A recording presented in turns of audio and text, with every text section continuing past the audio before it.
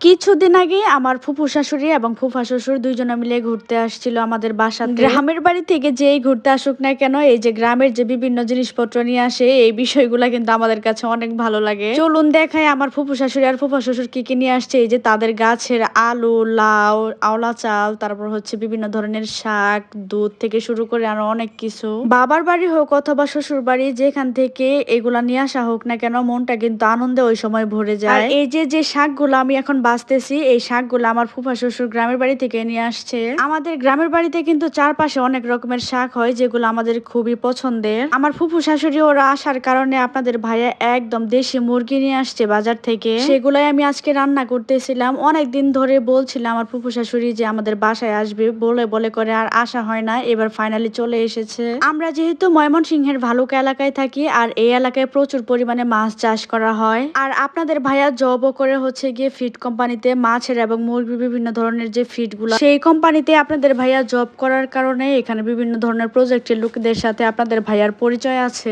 আজকে আমার ফুফা শ্বশুর এবং ফুফু শাশুড়িকে দুজনকে সেসব প্রজেক্টে ঘুরতে নিয়ে যাব। আর আপনাদের ভাইয়া এর মধ্যে হচ্ছে গিয়ে সুন্দর সুন্দর একদম ট্যাংরা, তারপর হচ্ছে বাইম মাছ নিয়ে এসেছে। সেগুলাকেও আমি টমেটো দিয়ে একদম সুন্দর করে ভুনা ভুনা করে নিলাম। এরপর আমি প্রেসার কুকারে গরুর মাংস বসিয়ে দিচ্ছি। সবকিছু রান্না বান্না করে খাওয়া দাওয়া শেষ করার পরে আমরা হচ্ছে গিয়ে চলে যাব সেই প্রজেক্ট দেখতে। এখানে সকল ধরনের মশলাগুলোকে দিয়ে প্রেসার কুকারে সুন্দর করে বসিয়ে দিলাম। বেশ কয়েকটা শীষ দেওয়ার পরে সুন্দর করে গরুর মাংস রান্নাটা হয়ে যাবে। আমি আপনাদের সাথে সব সময় শেয়ার করি যে গ্রামের বাড়ি থেকে যেই আসুক না কেন, হোক সেটা বাবার বাড়ি অথবা শ্বশুর বাড়ি, আমার অনেক ভালো লাগে তাদেরকে রান্না বান্না করে খাওয়াতে, তাদেরকে আপ্যায়ন করতে আমার অনেক ভালো লাগে। এই তো এরপরে আপনাদের ভাইয়া একটা বড় দেখে মাছ নিয়ে আসছিল, তো সেটাকেও এখন আমি রান্না বান্না করে নিব সুন্দর করে। গ্রাম থেকে আমার ফুফু শাশুড়ি যে লাউটা নিয়ে এসেছে, সেই লাউটা দিয়ে এই মাছটাকে রান্না করব। একদম তাজা মাছ, তাজা লাউ দিয়ে আমার কাছে মনে হচ্ছিল যে বেশ ভালোই লাগবে। আমার মতো এরকম বাসায় মেহমান আসলে কার কার আপ্যায়ন করতে ভালো লাগে সেটা কিন্তু অবশ্যই কমেন্ট করে জানাবেন। আর এই লাউটা এতটাই সুন্দর ছিল যে একদম সিদ্ধ হয়ে গলে গিয়েছিল।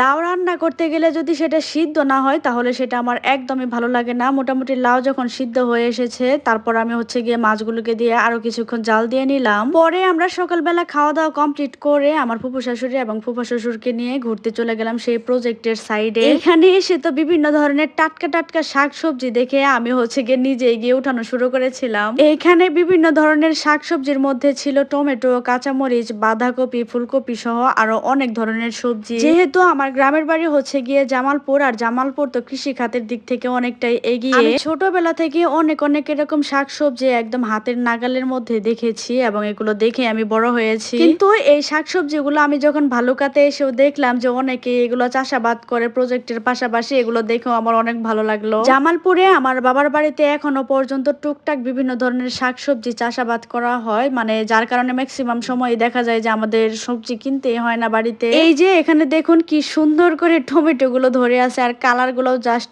অসাধারণ ছিল, দেখে অনেক ভালো লাগছিল। আপনারা কি কখনো এভাবে একদম নিজের হাতে করে সবজি উঠিয়েছেন সেটা কিন্তু কমেন্ট করে জানিয়ে যাবেন। আজকের মতো ভিডিওটি এ পর্যন্ত। সকলে ভালো থাকবেন আর আমার জন্য দোয়া করবেন।